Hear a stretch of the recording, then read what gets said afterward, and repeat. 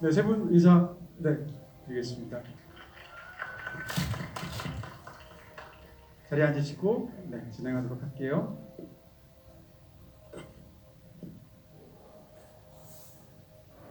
네, 이번 주 수요일 날 개봉을 했죠. 이제 개봉 3일째를 맞는 날이고 첫 주말을 앞두고 있습니다. 좋은 성적으로 이틀 동안 소식들 여러분들도 아마 들으셨을 거고요. 세 분께서 오늘 행사를 맡는 그 말씀, 또 관객들에게 전해주실 말씀 간단히 소개 말씀부터 인사 말씀부터 듣도록 하겠습니다. 네, 안녕하세요. 반갑습니다. 하정우입니다. 이렇게 귀한 시간 내주셔서 너무나 감사드리고요. 오늘 재밌게 얘기 나눴으면 좋겠습니다. 감사합니다. 네, 안녕하세요. 윈지 역을 맡은 배우 이성입니다. 반갑습니다.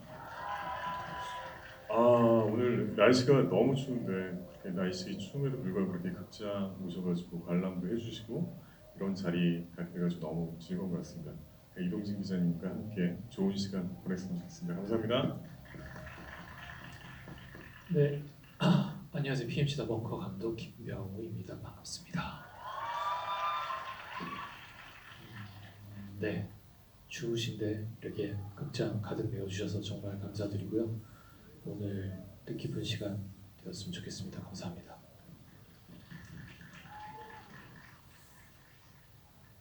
네, 짧고도 굵고 간명한 인사 말씀 감사드리고요. 자, 지금부터 저희가 오늘 행사를 좀 더 약간 밀도 있게 그리고 좀 더 효율적으로 진행하기 위해서 제가 사전에 키워드를 좀 뽑아봤습니다. 키워드에 따라서 마치 챕터를 넘어가듯이 그렇게 진행을 한번 해보면 어떨까 싶어집니다. 자, 첫 번째 키워드와 함께 첫 번째 질문 본격적으로 시작해 보도록 하겠습니다. 첫 번째 질문이 PMC군요. 자, 첫 번째 키워드를 PMC로 잡아봤는데 먼저 이 영화는 두 가지 아주 강력한 소재를 가지고 영화를 만든 것처럼 보입니다. 하나는 PMC라는 아이디어, 또 하나는 이제 DMZ 밑에 있는 벙커라는 아이디어인 것 같은데요. 그 질문을 먼저 이제 감독님께 드리고 싶습니다. PMC, 다시 말해서 북 중에서 계속 나오지만 이 글로벌 군사 기업이라는 어떤 소재를 가지고 영화를 만들어야겠다라고 처음 생각하신 어떤 계기가 있으시다면 어떤 걸까요? 네, 먼저 처음에는 공간이 먼저 있었어요. 가정 선생님하고 아이디어 회의를 하다가 선생님이 던졌던 아이디어였었는데 벙커 안에서 뭔가를 작전 수행을 한다고 했을 때에 흔히들 군인이라고 했을 때에 그 인물이 가져갈 수 있는 캐릭터 깊이랄 거고 사건의 다양성이랄 것들이 굉장히 제한적이고 우리가 봤던 어떤 영화들 안에서 머물 수밖에 없겠다 하는 생각이. 그러면 그 안에 들어간 사람들이 어떤 사람들이 될까를 좀 생각을 해보다가 만약에 이 사람들이 뭔가 애국심이나 전우애 때문에 들어온 게 아니라 돈을 벌러 들어왔다 하면 어떨까라는 생각에 해서 연변 더 이어나가서 PMC로 그런 아이템을 정리를 했습니다. 네, 지금 감독이 잠깐 말씀해 주셨지만 이제 PMC라는 아이디어보다는 이제 벙커 아이디어가 먼저였다. 공간에 대한 아이디어가 먼저였다 말씀해 주셨는데 제가 많이 알려진 얘기이기도 하지만 제가 읽은 바에 따르면 하정우 씨 아이디어로 시작했다고 공간에 대해서 그 말씀 좀 해주시죠. 테러 라이브를 찍으면서 처음엔 많이 뭐라 그럴까 넘어야 할 산이 굉장히 높았었던 것 같아요. 그 한정된 공간에서 책상 안에 갇혀서 과연 이 시나리오는 분명히 재미있는데 이게 영화화 됐을 때 과연 재미있을까라는 생각이 처음엔 들었었는데 그것을 풀어내는 방식 자체가 감독님이 굉장히 흥미롭게 그것을 이제 풀어내시더라고요. 그래서 그 작품이 끝나고 나서 다음에 같이 하기로 약속을 하고 무슨 어디 공간에 갇히면 좋을까 뭐 그런 얘기를 하다가 왠지 DMZ 밑에 이러한 공간이 있으면 그 안에서 우리가 모르는 어떤 일들이 벌어지고 이야기들이 오고 가고 어떤 사건들이 터지고 한다면 굉장히 영화적으로 재미가 있지 않을까라는 생각이 들었었어요. 그래서 딱 거기까지만 이제 아이디어를 드렸던 거죠. 네. 근데 이제 영화를 보면서 이제 더군다나 이제 더 테러 라이브라는 영화들을 저도 좋아했고 많은 분들이 참 좋아하셨잖아요. 근데 이 공간적인 세팅이 굉장히 흥미롭게도 닮아 있는 측면이 있다는 생각이 들었습니다. 물론 몰입의 측면도 그렇지만 어떻게 보면 더 테러 라이브에 등장하는 그 고층 건물을 뒤집어서 땅에 박은 것 같은 느낌이 드는 거예요. 이게 또 깊이가 30m라고 하고 그런 한정된 공간 속에서 지금 이 영화를 이제 구상하시게 된 건데 처음 이 아이디어를 들었을 때 바로 느낌이 오셨던 건가요? 아니면 네, 당시 뭐랄까 요인 납치에 대한 얘기를 좀 혼자서 끄적거리던 시절이어서 네. 이거를 이 안에서 어떻게 하는 걸로 사건을 시작해보면 어떨까라는 생각 때문에 좀 잘 접목이 됐던 것 같아요. 한정된 공간에서 이제 납치의 모티브를 집어넣어서 네, 그런 말씀이시죠? 이런 어떤 두 가지 어떻게 보면 한국 영화에서 굉장히 보기 힘든 그런 아이디어로 만들어진 영화 시나리오를 처음 받았을 때 이성균 씨는 어떠셨습니까? 이런 뭐 PMC 혹은 뭐 네. DMZ 밑에 벙커가 있다 이런 이야기인데 일단은 뭐 벙커 뭐 그런 거보다 제가 너무나 같이 작업을 하고 싶은 분들이었거든요. 감독님 뭐 하정우 씨하고 하정우 씨도 처음 그렇고 일하고 네. 촬영 감독님 뭐 제작자 다 해가지고 그런 제안이 온 게 되게 너무 좋았어요. 그래가지고 이런 인연을 놓치고 싶지 않다는 게 제일 컸던 것 같고 그리고 시나리오가 굉장히 촘촘히 잘 설계돼 있다. 예, 그게 제일 시나리오의 장점이 아닐까 그렇게 생각했습니다. 극 중에 이제 하정우 씨가 연기하는 AF이라는 인물은 약간 윤리적으로 저 사람이 과연 좋기만 할까라는 의심이 들지만 윤직이라는 인물은 보자마자 천사표인 거잖아요. 방금 전에 사실은 처음 아셨지만 저도 마찬가지인데 바깥에서 감독님이 윤직의 이름 뜻을 말씀해 주셨어요. 무슨 뜻이라고 그랬죠? 아 감독님이 아까 한 15분 전에 저한테 윤지가 무슨 뜻인지 아세요? 물어보셨거든요. 윤리적이고 지적인 의사 해가지고 윤지라고. 근데 이름이 한 번도 안 나오잖아요. 북한으로 불리기 때문에. 윤리적이고 지적인 의사 역의 제안이라면 진짜 당연히 해야 되는 게 아닌가 뭐 이런 생각이 들기도 하는데요. 반면에 이제 하정우 씨가 맡은 역은 극 중에서 A협인데 궁금해서 역시 저도 15분 전에 또 한 번 물어봤습니다. 이 인물은 그럼 한국 이름이 있습니까? 이렇게 얘기했는데 한국 이름이 있다고 얘기해 주셨어요.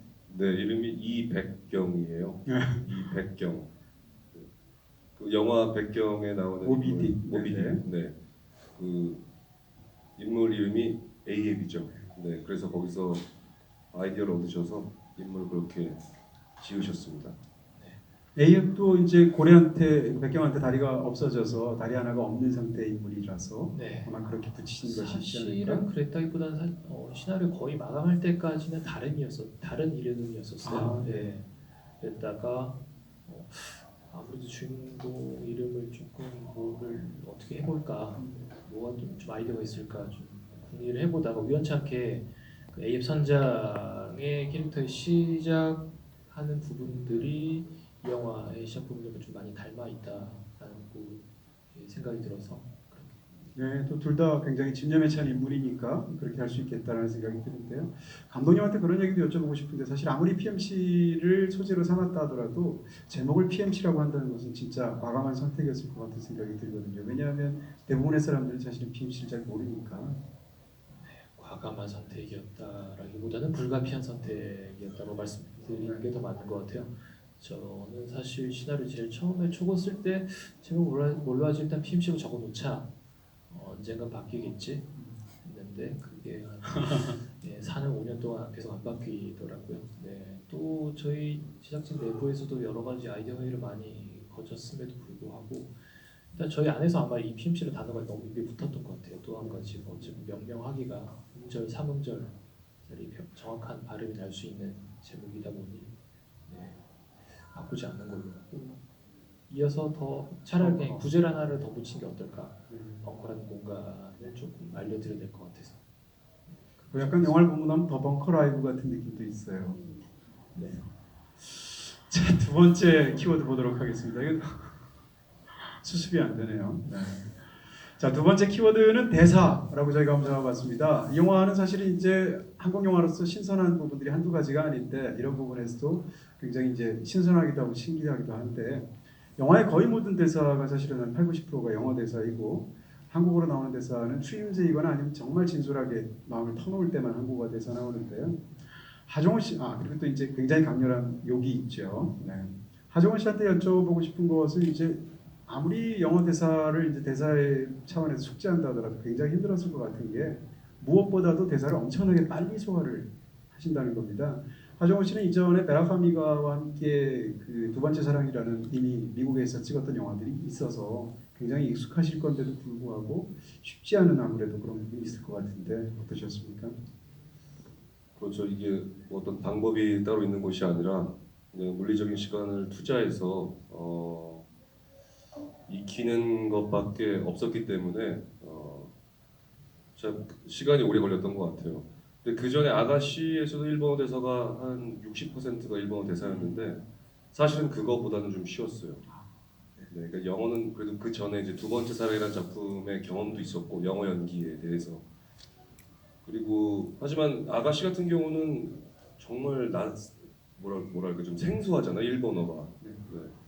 그래서 그때도 일찍부터 준비를 해서 오랜 시간 연습을 해왔는데 그냥 그거 그대로 그 정도의 시간을 투자하면 가능할 수 있겠다는 생각에 좀 일찍 준비에 들어갔었습니다. 이성규 씨는 이제 북한 말 연기를 하셨는데 우리가 이제 사실 북한 말하면 대부분 평안도, 환경도 이런 또 사투리 생각하게 되잖아요. 근데 상당히 서울 쪽에 가까운 그러니까 황해도 쪽이 아마 아닌가 싶고 극 중에서도 이제 말씀하시는 거 보면 사실은 엘리트 중에 엘리트인 의사, 심지어는 윤리적이고 지적이잖아요. 이런 인물을 맡아서 하시기 때문에 극 중에 말투가 굉장히 중요했을 텐데 그런 말투에 관해서는 또 이성규 씨는 어떠셨습니까? 저도 뭐 처음에는 뭐 저도 낯설게 느껴지고 이게 맞는지 틀린지 잘 모르기 때문에 확신이 좀 없었는데 현장에 북한말을 조언해 주시는 선생님이 매일 오셨고 원래 현장에서는 좀 억양을 좀 더 강하게 했던 것 같아요. 근데 나중에 후반에 다시 녹음을 할 때 감독님한테 조금 특히 정우 씨랑 1차 폭격 이후에 약간 교감이 있는 부분은 조금 더 감정적으로 가려면 이 억양을 조금 배제하고 좀 편하게 해야지 진심이 좀 전해지지 않을까 해서 감독님이랑 상의 끝에 약간 좀 억양을 줄였습니다. 감독님께 여쭤보고 싶은 건 사실 이제 한국 영화에 외국 배우들이 등장할 때 사실 이 영화를 보는 관객의 입장에서 이물감을 느낄 때가 굉장히 많았습니다. 그리고 이제 그 배우들이 그 나라에서 연기를 할 때는 어떨지 모르지만 한국 영화에서 굉장히 상대적으로 어색한 연기들이 보일 때가 많았는데 이 영화는 배우들을 애초에 캐스팅한 눈 자체가 달랐다라는 생각이 들고요. 그러면서 이제 극 중에 등장하는 다국적인 상황이 영화 속에서 전혀 이물감 같은 것이 없었거든요. 그런 부분에서 극 중에 외국 배우들을 또 고를 때 감독님의 어떤 원칙이었다든지 방식이었다든지 이런 건 또 어떤 것이었을까요? 특별히 영어 대사, 그 영어 연기를 하신 외국 배우분들이라고 해서 뭔가 캐스팅의 기준이랄까 이런 게 달랐던 거는 없었던 것 같아요. 명 역할을 맡으신 분들은 일단 기본적으로 그 일을 하는 사람처럼 보여야 할 것이 첫 번째는 첫 번째이고요. 맥켄치 역할 캐스팅 기준도 마찬가지고 그 역할에 가장 잘 맞고 잘 소화하실 수 있는 분이 누구일까? 예, 여러 차례 그 외국 배우들과 작업했을 때 어땠느냐라고 이번에 인터뷰를 통해서 질문을 많이 받았었는데 그 역시도 사실 저도 촬영 전에 좀 이런저런 많은 고민들과 두려움들이 있었어요. 일단 뭐 다른 언어를 쓰는 혹은 뭐 작업 환경도 조금 상이할 수도 있고 한 분들과 일을 할 때 어떨까 하는 고민들도 있었는데 막상 한두 차 찍고 났을 때는 그분들도 어차피 다 우리가 알고 있는 똑같은 배우분들이시구나. 그래서 그런 점들에 대해서는 특별한 큰 어려움이나 차이점은 없었습니다. 영화 거의 전부가 자막으로 진행된다는 거에 대한 어떤 상대적인 부담감 같은 건 없으셨어요? 그거 자체가 이점이라고 생각하셨습니까? 자막 잘 안 예, 들려요. 그러니까 다 영어로 진행을 하니까 자막을 써야 되는데 관객 입장에서는 이제 대부분 외국 영화를 보듯이 영화를 접하게 되잖아요. 그 점 자체가 영화의 핸디캡이라고 생각하실 수도 있고 한국 영화로 강점이라고 생각하실 수도 있을 텐데. 네, 양쪽 다 이미 인지하고 있던 부분이었는데요. 일단 기본적으로 저는 한국 영화 관객분들만큼 자막에 잘 숙달되어 있고 훈련되어 있는 그러네요.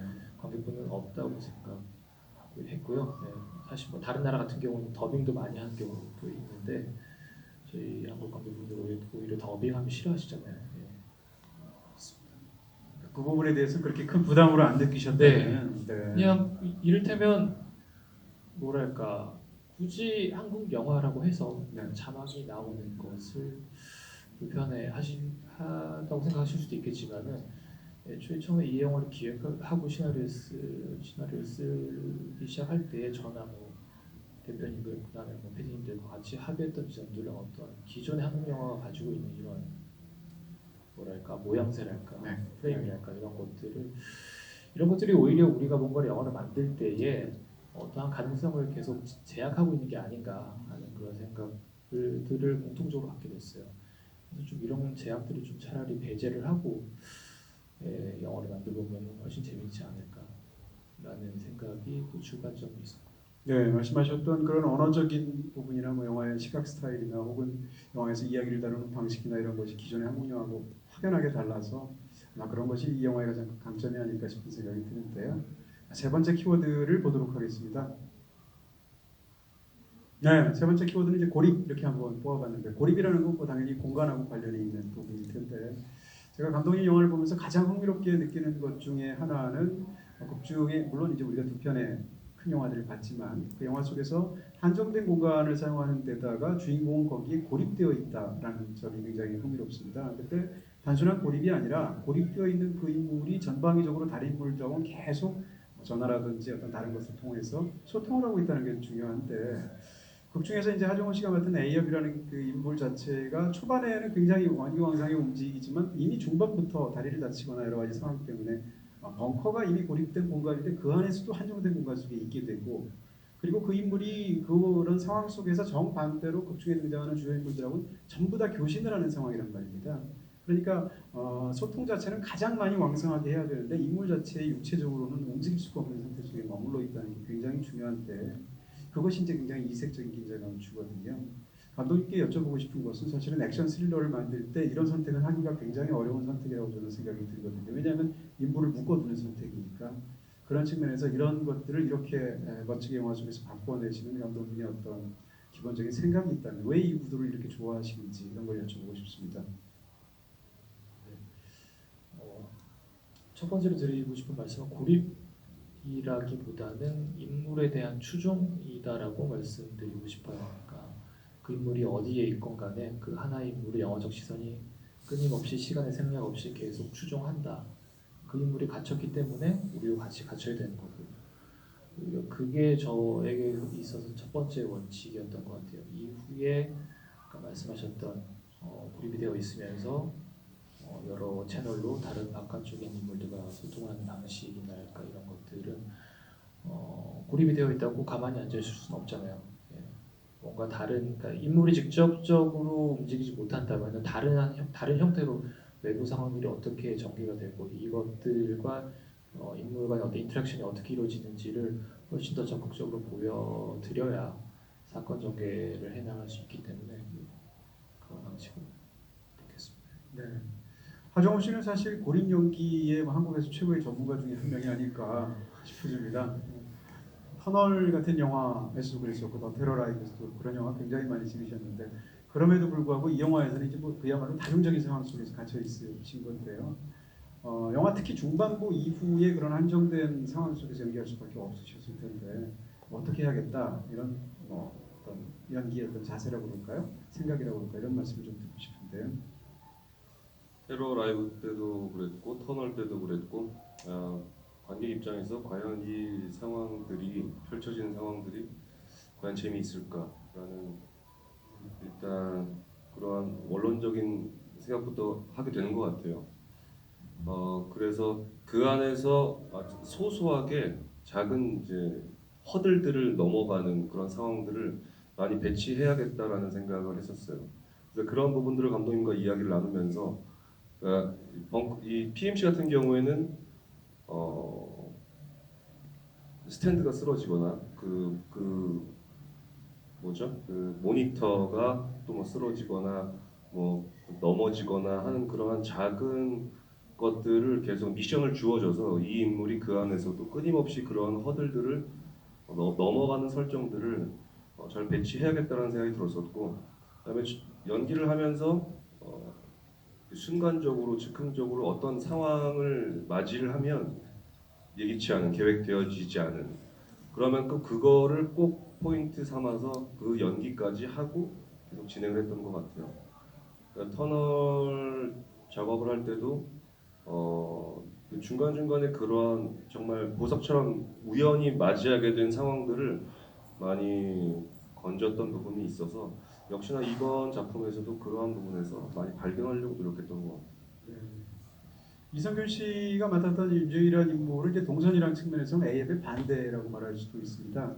왜냐하면 A협은 극 중에서 본인은 움직이지 못하는데 모든 사람하고 소통해야 되는 상황이라면 윤지희라는 사람은 극 중에서 사실은 상대적으로 발이 풀려 있어서 이렇게 막 다니는 사람이죠. 그렇지만 이 사람이 주변 자기 동료들은 다 이미 죽었기 때문에 소통할 수 있는 사실상의 유일한 사람은 적이라고 할 수 있는 A협밖에 없잖아요.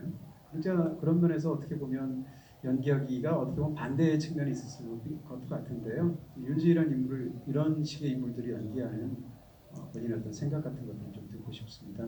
일단 A과 윤지는 처음에 적대 관계로 만났지만 굉장히 상호 보완적인 관계, 어쩌면 공생 관계로 발전하는 관계이기 때문에 열심히 뛰어다녔죠. 손과 발이 되어서. 근데 그러니까 이 영화가 A의 갈등과 선택이 반복되는 영화라고 생각하는데 일단 저가 이렇게 손과 발이 되어준 것도 있고 어떤 키가 되어질 때 결정이 그러니까 이름처럼 정치적인 이념보다 굉장히 윤리적인 강한 신념이 개인적인 신념이 보여져야 되는 인물이라고 생각했어요. 그러니까 어떤 개연성을 만들어줘야 되기 때문에 일단 거기에 초점을 맞춰가지고 연기했던 것 같습니다. 자, 이제 뭐 제가 가장 많이 여쭤보고 싶은 것이 바로 이 네 번째 항목인데요. 보도록 하겠습니다. 네, 이제 설상가상 이렇게 한번 뽑아봤는데요. 사실 이제 이 영화가 액션 영화로서의 어떤 호쾌함도 있지만 스릴러적인 어떤 정말 우리를 간질간질하게 만드는 그렇게 서스펜스의 상황들이 굉장하다는 생각이 드는데요. 감독님 영화를 볼 때 가장 재밌는 것은 극 중에서 인물이 처해서 돌파해야 되는 상황이 한 가지가 아니다. 매 순간 항상 세 가지, 네 가지 이렇게 되어 있는 것 같아서 그런 다중적인 상황 속에서 인물의 압박감 같은 걸 관객이 느낄 수가 있잖아요.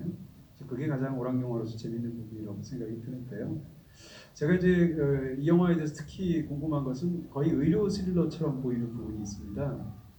극 중에서 이제 예를 들면 CPR 같은 거 하다가 갈비뼈가 부러지는 상황, 그 무엇보다도 쇼킹한 건 직접 목에다 수혈을 하는 상황이라든지 여러 가지 어떤 심장에 뭐 주사를 놓는다든지 이런 그 의료적인 부분들 영화에 최대한 많이 넣어서 그게 굉장히 신선하게 보이는데 그런 어떤 생각들을 왜 이렇게 의료적인 상황을 많이 넣어야겠다고 생각하신 건가요? 네, 아까 정 선배님께서 말씀하셨듯이 인물이 거기에 주저앉아 있다고 그냥 마냥 말만 할 수 있는 상황으로 전개할 수는 없었어요. 크고 작은 여러 가지 허들들 매번 매출을 지날 때마다 반응 제대로 제가 꽂을 수 있을까라는 의문 역시 들게끔 그런 것들을 끊임없이 관객들에게 같이 제시를 해드리는 게 어찌 보면은 이전 영화를 통해서 저 역시 좀 습득했던 방법이기도 하고요. 또 그런 것들을 이번 영화를 통해서도 어떻게 잘 매치를 할까 그랬을 때 시나리오 쓰면서 조금 그 CPR 하는 부분들 조금 더 세분화해서 좀 전개를 하는 게 좋겠다라는 생각이 있었고 이후에 또 촬영장에서 선생님하고 또 여러 가지 리허설하면서 얻었던 아이디어들도 있었고요. 두 번에 걸친 직접 수혈 장면이 특히 이제 굉장히 쇼킹하게 다가오던데 그 장면을 어디서 아이디어를 얻었다든지 물론 조사를 하셨겠습니다만 사실 현대에서는 절대로 이루어지지 않고 이루어져서도 안 되는 수술 방법인데 과거에 19세기나 20세기 초반, 19세기는 아니겠네요. 20세기 초반에 그런 혹은 뭐 중반까지도 그런 일들이 급한 경우는 덜어 있었다고 하더라고요. 특히나 전장에서는 혈압 자체가 떨어지면 거의 사망에 이르기 때문에 어떻게 해서든 간에 감염이 될지라도 일단 살려놓고 봐야 된다는 것들 때문에 실제 보겠군요. 네. 일단 뭐 시각적으로 너무 쇼킹해서 근데 영화 속에서 의사 역할에 또 제일 잘 어울리시는 분 중에 하나가 이성균 씨시잖아요. 의사 역 그동안 진짜 많이 하셨는데 이 영화의 의사는 상대적으로 어떻게 다르다고 생각? 윤리적이고 지적인 거 빼고 얘기하시면 뭐 의학적인 저희가 의학 드라마나 의학 영화가 아니기 때문에 그런 부담은 없었고 어쩌면은 제가 그동안 문학 드라마를 하면서 가지고 있던 이미지 그런 게 이 영화에 도움이 되지 않았나. 그것 때문에 캐스팅이 된 건지 모르겠지만 그 겹겹이 좀 쌓여 있는 이미지 때문에 조금 선택한데 이유가 있지 않았나 생각을 합니다. 이런 의학적인 부분을 포함해서 하정우 씨는 이제 영화 속에서 다양한 어떤 연기들 상황을 연기하시게 되는데 기술적으로 제일 어려웠던 연기는 어떤 거였습니까? 직접 기술적으로 하기에 좀 어려웠던. 이극 안에서요? 네네.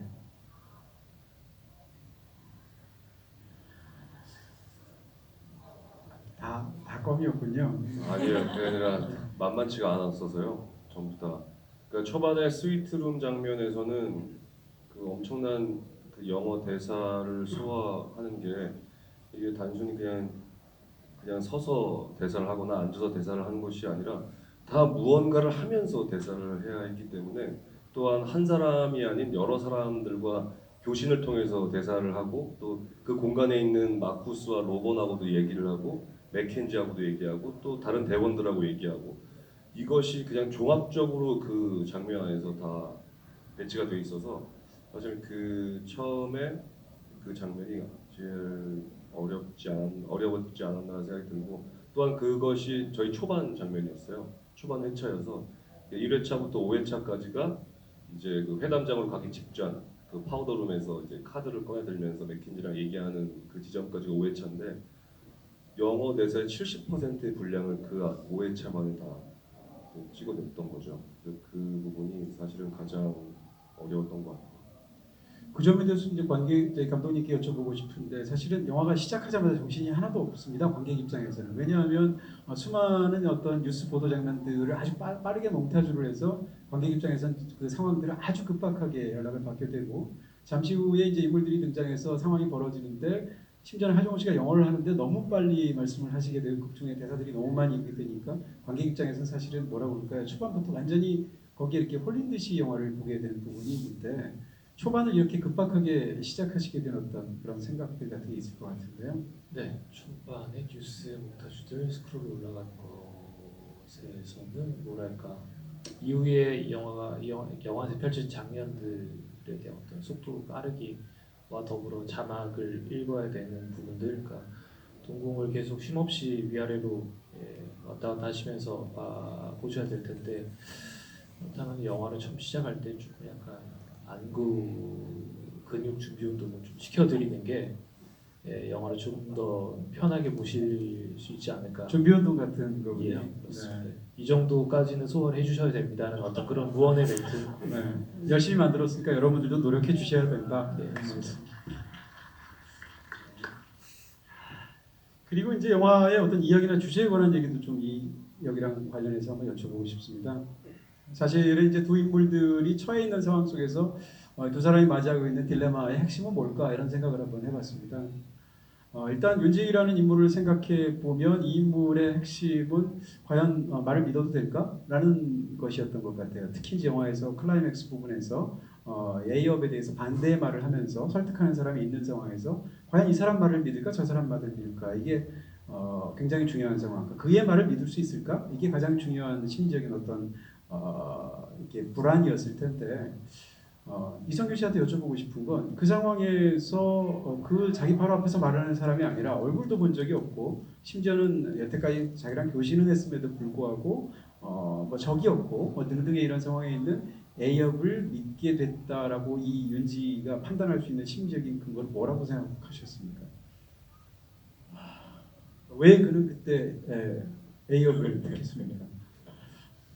약간 편집된 부분이 있는데요. 거기 저희 둘이 이야기하는 장면에 저는 저희 가족 이야기하는 부분이 있고 그리고 A앱이 자기 트라우마를 얘기하는 부분이 있는데 그 부분이 조금 편집이 됐어요. 그 뒷부분에. 그래가지고 그게 들어갔다면 조금 더 그런 선택을 하는 게 조금 더 정당한 이유가 되지 않았을까. 네. 그리고 영화적인 재미 아닐까요? 네. 감독님께 관련해서 역시 그쪽으로 질문을 좀 드리고 싶은 마음이 있는데 저는 이제 남북을 다루는 한국 영화들은 필연적으로 민족주의라는 문제를 다뤄야 되지 않습니까? 그리고 민족이라는 개념은 굉장히 뜨겁고 그 속에서 사실은 감독이 할 수 있는 선택이 많지 않다고 생각이 드는데 이 영화는 굉장히 흥미롭게도 PMC라는 것을 다루고 있기 때문에 이념 이전의 개인의 이익 때문에 사실은 적국이든 이쪽이든 행동하는 사람들이잖아요. 그럼에도 불구하고 이제 애초에 영화에서 의도된 것으로 보이는데 남조선이라고 부르고 이쪽에서는 북한이라고 부르게 됩니다. 당연히 두 사람은 남과 북을 상징하는 건가? 이렇게 관객 입장에서는 떠올릴 수밖에 없는데 아까 제가 말씀드린 그 두 가지 키워드를 그대로 적용하면 굉장히 흥미로운 느낌이 저로서는 듭니다. 무슨 말인가 하면 지금 남북 관계에서 남한의 최고의 딜레마는 무언가라면 우리보다 상대적으로 경제 발전도 훨씬 더 뒤처져 있고 사회 발전도 처진 북한의 민족들과 함께 우리 민족과 함께 과연 다 함께 살 수 있을까라는 의문을 우리가 갖고 있다고 생각이 들어요. 정반대로 북한 사람들은 지금 이런 변화의 와중에 서 있는데 과연 남조선의 말을 믿을 수 있을까라는 의문에 사로잡힐 수 있다고 저는 생각이 들거든요. 그러니까 이것이 감독님의 의도인지 아닌지는 저는 알 수는 없는데요. 어쨌건 제가 드리고 싶은 말은 아무리 이 영화가 PMC를 다룬다고 하더라도 이런 남과 북의 뜨거운 상황이 작년 다르고 올해 다르고 엄청나게 달라지는 그런 상황 속에서 감독님께서 이런 남과 북의 상황 속에서 이 영화를 통해서 뭘 이야기하고 싶으셨던 건지 그런 말씀을 듣고 싶네요. 네, 사실은 뭐랄까 다 큰 남자 둘이서 초면인데 서로 통성명도 하지 않은 상태에서 저 사람을 불러야 된다고 한다면 뭐라고 불러야 될까? 아마 서로가 첫인상으로 갖고 있는 단어는 아마 그들이 각자 가지고 있는 국적이라고 생각했었어요. 특히 남북한의 사람들이 A는 사실상 뭐 이야기 안에서 국적은 지웠지만 출신은 남한이죠. 그래서 그냥 은연중에 북한 남조선이라고 나오지 않을까라고 해서 서로를 그렇게 부르기로 결정했었어요.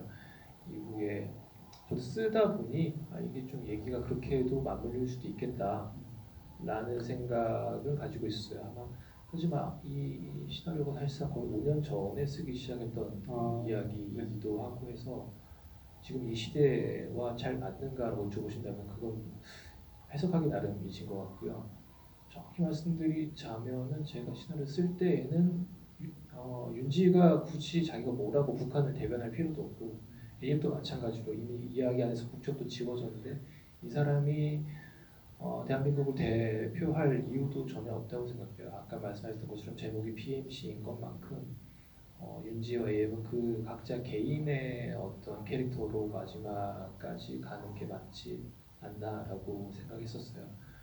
해서 AB 두 사람이 마지막에 어깨동무하고 걸어가고 AB 마지막에 웃게 되는 거는 아마도 AF는 윤지를 구했고 구원 제가 아마 신학 쓸 때 구원이라는 단어를 저 혼자 되게 많이 썼었어요. 구원했고 그러면서 동시에 스스로를 구원하게 된 거죠. 에 따른 자기 어떤 리액션 자기도 자기 자신도 모르겠다 그냥 피어나던 그런 웃음들이지 않을까라고 정리를 했었는데. 뭐 말씀하신 것처럼 그걸 굳이 남한 북한으로 아이콘을 달아서 보신다고 하더라도 아마 그건 관객분들 각자 해석이시지 않을까 싶습니다. 네, 마지막에 이제 두 사람이 어깨를 걸으면서 이제 겹고 걸을 때의 느낌은 사실은 두 사람이 한 민족이다라는 느낌보다는 훨씬 더 큰 개념인 휴머니즘에 관한 부분들이 훨씬 더 강하게 다가오는 느낌이 저한테는 있었고요. 어쨌건 감독님께 여쭤보고 싶은 건 사실은 이런 주제는 다루기가 시나리오로 쓰기가 굉장히 어렵다고 생각하는 게 일단 말씀하신 것처럼 5년 전에 쓰기 시작하셨다고 했는데 그 사이에 남북 관계는 정말 수도 없이 바뀌어서 전쟁 일부 직전까지 간 적도 있었고 또 올 들어서는 완전히 다른 분위기지 않습니까? 그럴 때 시나리오를 고치시지는 않나요? 그 상황에 따라서? 심지어 저희가 촬영할 때는 미사일도 쏘고 막 그래가지고 저희 외국 배우분들이 되게 좀 무서워하셨었어요. 전쟁 촬영 자체를 네, 저희 또 촬영장 세트장이 파주여가지고 네. 네, 전부 다 파주에서 찍었거든요. 글쎄요. 뭐 올 4월부터였죠. 어찌 보면 세상이 크게 바뀌었다라고 볼 수 있는 그런 사건이. 네, 또 크게 보면은 70년 동안 안 바뀐 것도 있잖아요. 네, 그 궤에서 본다면은 또 이 안에서 남북한 코드를 다룬다고 했을 때에 어떤 시각으로 바라보고 접근해야 될까 하는 부분들은 크게 달라질 필요는 없었던 것 같아요. 단 하나 영화 제일 처음에 나온 그 뉴스 몽타주는 지난달에 찍었던 것 같아요. 네, 거기는 이제 이거 뉴스 대사들은 무조건 바꿔야겠다라는 생각이 들어서 다시 찍어보고 작업했습니다. 네. 재밌네요. 자, 마지막 키워드를 보도록 하겠습니다. 네, 아이디어라고 그냥 얘기를 했는데 약간 좀 거시적으로 붙여봤고요. 사실 영화에서 이제 이런 영화를 볼 때 디테일들이 얼마나 재밌느냐가 영화의 어떤 오락성을 좌우한다는 생각이 드는데 예를 들어서 이제 극 중의 인물들뿐만 아니라 뭐 다양한 어떤 군사 도구들, 예를 들어서 공 모양으로 굴러가는 드론인가요? 그래서 벽을 따라서 움직이는 뭐 이런 것들을 보면서 굉장히 재밌다는 생각들을 하게 되는데 그런 기본적인 아이디어들 혹은 이제 극중에 등장하는 군사 무기들에 대해서 또 한국의 밀리터리 매니아들 굉장히 많잖아요. 그런 사람들의 어떤 고증까지 충족시켜줄 만한 어떤 부분들을 하셨을 텐데 이런 구체적인 아이디어들은 어떻게 자료를 준비하시거나 떠올리셨습니까? 제가 처음 몇 년 전에 봤던 건 유튜브에서 그 특수부대 군인들이 실제 여기에 카메라를 달고 작전하는 그런 푸티지들을 봤었어요. 그래서 저게 정말로 진짜로 저게 정말 저렇게 보여드리는 게 혹시 정말로 실감나는 영상이 아닐까 라는 생각도 가지고 있었고 영화 안에서 뭔가 장면으로 제시를 할 때 그러니까 사용하는 장치들 아까 말씀하셨지만 POV 카메라라든지 아니면 드론 카메라라든지 이런 것들은 어떤 이 팀들이 어떤 도구 사용을 하는가라는 소품의 형태로도 이렇게 보여드리긴 하지만은 사실은 그보다 더 큰 기능을 하는 거는 영화적 시선이 A의 어느 공간으로 가지 않기 때문에 이것을 관객에게 그렇다고 한다면 어떤 식으로 전달을 해드려야 될까라는 차원에서 아주 적극적으로 사용을 할 수밖에 없었던 이전에 그러한 장치를 만들 수밖에 없었던 그런 필연적인 이유가 영화 구조 안에 사실은 담겨 있었죠. 네. 배우는 이제 본인이 연기를 하고 영화의 최종적인 완성본을 볼 때의 마음은 어떨까 이런 걸 상상해 보게 되는데 치사회에서 처음 보게 되면 본인 위주로 보게 되죠. 아무래도 그렇게 되겠죠. 그렇죠. 네. 근데 그렇죠. 뭐 괜찮은가 이렇게 잘 나왔나? 네. 근데 이 작품은 편집본을 여러 번 봤어요. 후반 작업을 한 1년 동안 했기 때문에 여러 가지 버전들을 봐왔었죠. 그래서 시사회 때는 조금 더 한 발자국 물러나서 볼 수 있었던 것 같아요. 이번만큼은. 이성균 씨는 그렇게 시사회에서 본인의 연기 말고 나머지 측면에서 영화를 보면서 가장 강한 인상을 받았던 어떤 부분이 있다거나 아니면 특정 장면이 있다면 어떤 거 있습니까? 저는 언배 때 처음 봐가지고요. 어른 배급 식사할 때 처음 봐가지고 기자분들, 배급사 분들 이렇게 눈치 보는 이런 사람들 많이 있고 어떻게 보셨을까? 네, 어떻게 보셨을까 너무 궁금하니까 걱정도 되고 그리고 장면으로 따지면 저는 낙하 장면 좀 압도적이었던 것 같아요. 그러니까 시나리오 볼 때 대체 이건 어떻게 찍으려고 하는지 되게 궁금하기도 했고 촬영을 하면서 제가 공중에 매달려 있지만 이게 과연 우리가 원하는 대로 구현이 될까 걱정도 많이 됐는데 제가 걱정하고 염려했던 것보다 훨씬 더 좀 압도적으로 기술적으로도 그렇고 거기에 또 AM의 감정과 어떤 선택이 들어가다 보니까 굉장히 이렇게 통쾌하고 뭔가 탈출하는 느낌이 저도 다가왔어요. 그래가지고 관객분들이 그 장면만큼은 정말 인정해 주시지 않을까 그렇게 생각을 했습니다. 또 영화가 시종일관 지하에서 좁은 공간에서만 진행되다가 마지막에 확 터지는 느낌이 있으니까 해방감이 있지 않을까 싶은 생각. 그 장면은 마지막에 찍으셨나요? 언제 찍으셨나요? 가급적 순서대로 촬영을 하려고 했고 그 장면 아마 거의 되게 후반부였던 것 같아요.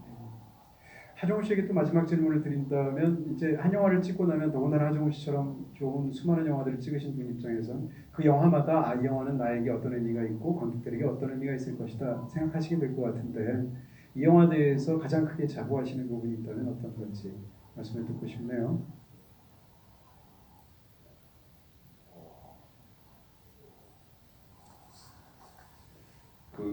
정확한 거는 좀 시간이 지나봐야 제가 그걸 느낄 수 있을 것 같고요. 일단 국내 시장만을 보고선 제작을 하는 것이 아니라 글로벌한 작품이 될 수 있지 않을까라는 어느 정도의 기대감을 갖고 이 영화에 임했던 것 같아요. 그래서 그런 부분에서 앞으로도 좀 더 과감하게 이런 배우 스텝 패키징이라든지 이러한 형식의 작품이라든지 충분히 더 한 발짝 더 나아갈 수 있지 않을까라는 기대가 드는 부분이 있는 것 같아요.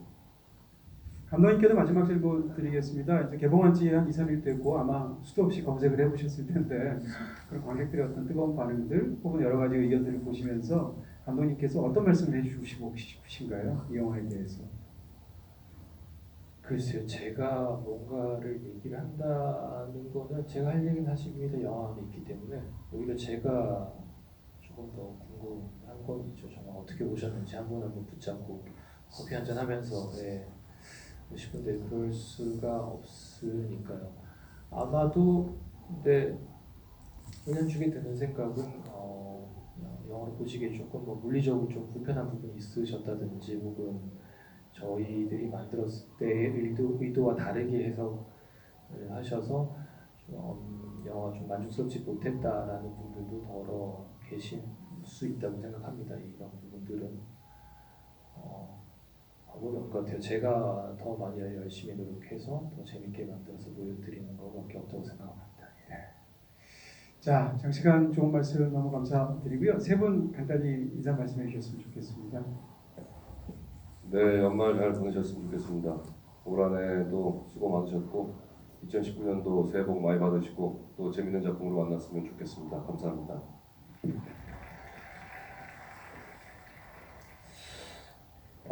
아마도 이렇게 관객분들과 또 이렇게 영화 이야기를 하는 게 이 자리가 어쩌면 또 마지막 자리인 것 같은데 무대 인사는 뭐 가겠지만 이렇게 진지하게 영화를 생각하고 이야기하는 나누는 자리가 마지막일 것 같아요. 그래서 되게 의미 있는 자리였고 연말 잘 보내시고요. 오늘 날씨 추운데 이렇게 극장 와주셔서 진심으로 감사드립니다.